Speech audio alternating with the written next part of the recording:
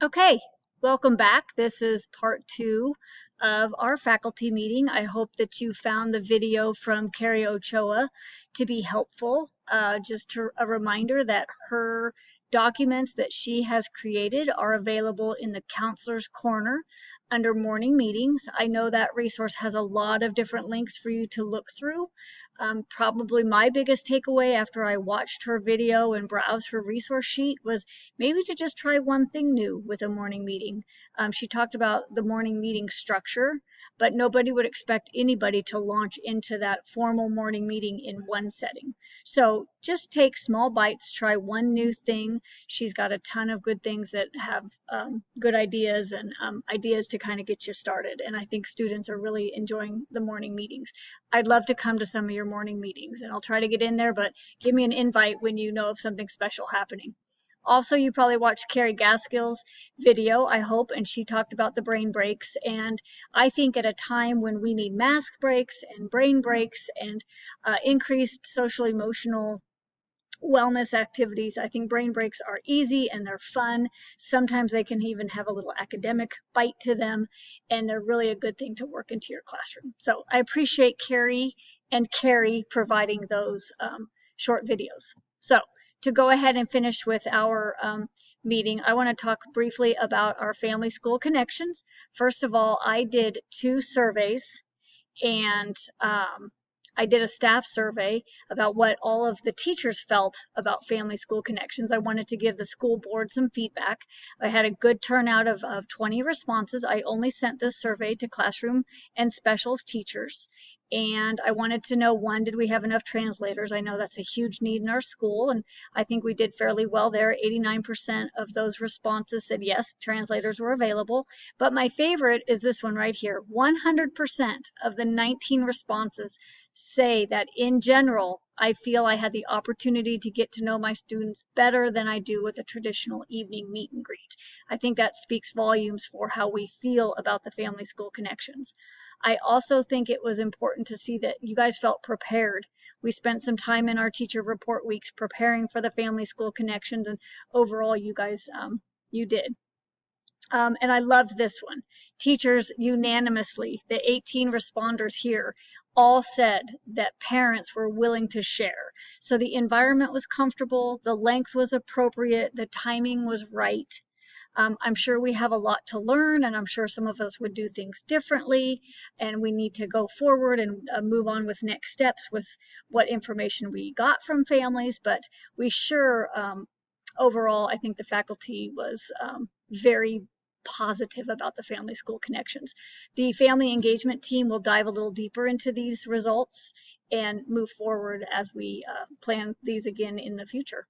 I also did a survey to families. I got 184 responses.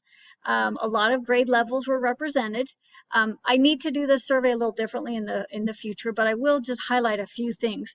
I put down some statements for them to answer. 91% of the responders said that their child enjoyed meeting the teacher in the meet and greet format. So I thought that was really good. 86% report that they were able to get important information about the upcoming school year. 88% believe that the teacher had an opportunity to get to know the child better. And those who took a tour, 90% said it was a beneficial experience. So I think we get some good feedback from parents there. And then, of course, we get a lot of positive feedback. People enjoyed it. They didn't feel rushed. Everything went well. Job well done. It's a great idea to start. Just some good feedback here. Some talked about the different times. Maybe we could advertise a little differently. It was a wonderful experience. They were thankful. The remote parents were excited and thankful for the time that they got to spend with the teachers. So lots of good feedback from parents, of course, lots of good feedback from staff. Family engagement, again, they will dive deeper into this and take it to the next step. But I wanted to be able to report back to the school board that we think those 2 days were time well spent. So thank you all for the efforts you made to get 100% positive results from our family school connections. Finally, our quarantine students. I know this is a big deal right now, and I wanted to let everybody know that Carrie Gaskill and I will be reaching out to teachers who are individually affected by students who may be in a quarantine. And we won't be able to use the word quarantine, but we will be able to talk to you about students who will be absent for multiple days. And I just wanted to share with you my expectations for what that means for you. First of all, there is no expectation that quarantine or students gone for multiple days will receive 6 hours of instructions from you. Okay, that is not going to happen. The way I look at quarantine students is they are traditional students who are now absent. And so all the same things you do for absent students, you do for these students who are gone for longer periods. I kind of think it's like it's an absence on steroids. They're going to be gone for longer, so you have to think a little bit long term. We want to provide these students with the most important pieces of the day, and you're going to have to start thinking about ways to get that information to them. It can still be with sending packets of information home. You know, you can gather the worksheets that you do in class or some of the paper products, or maybe you have some games that you'd like to send home. Of course, you can encourage parents to log into Reading Eggs and Math Seeds, and maybe with a quick phone call to parents, you can make sure they know their login information. Some of you have started to dabble in Google Classroom. That's a great way to communicate and push some assignments. And then, of course, I'm modeling this video recording because as you get a little bit more comfortable with students who are gone for multiple school days, maybe you'd like to try to record a Pathways lesson. Do a little Voweltown instruction, record it, send your students the link. So quarantine students need the most important pieces of your day. That's what I would expect. They will return to class. You will be able to work with them, and you will be able to get them the review that they need. So I hope that alleviates any extra stress. You do not have to provide a complete remote setting for those students. They just need the most important pieces of what they're going to miss. So increase your contact with the family, maybe some personal phone calls. Of course, gather paperwork, and we can contact the parents and have them come pick it up at the office, and then start dabbling in a digital delivery, whether it's through Google Classroom, a screen recording through Screencast-O-Matic. I'd be happy to come in and set up the swivel. There's all sorts of different methods, and Carrie Gaskill and I are anxious to support you on a one-on-one individual basis to help you reach those students. So talk to us more as quarantine students come up, and we're going to be happy to work together there. Okay. Last but not least, upcoming events. I want to talk a little bit about our Hickok calendar.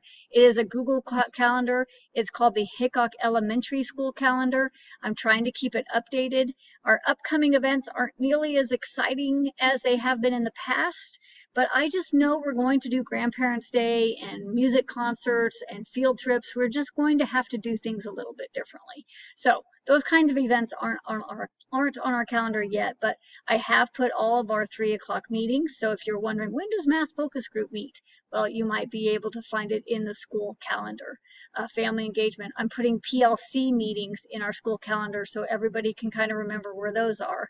And here's one upcoming event. We do have Life Touch coming Thursday, October 1st. It is the only time Life Touch will be coming to our school this year, and we will do group, like class and individual pictures that day. So that's an upcoming event that we can start looking forward to. And family engagement, we will start talking about events that we traditionally do and how we can do them a little bit differently. So I think that's a wrap on our faculty meeting. Don't forget to tell the custodians thank you. Give morning meetings a new look. Okay, try something new in those in this first 9 weeks. Brain breaks, mask breaks, utilize that document that Carrie Gaskill has created, and don't hesitate to contact us with questions or concerns or problems. Use the parking lot if you can. Any way is fine. Okay, so thanks for trying this new video format. It is raw. I am unrehearsed. I tried to keep them, as short as possible to not take up too much time. So I hope you found this method palatable, and don't forget to click in on the agenda at the sign-in sheet so that I knew you were here. Okay, see you all soon. Take care.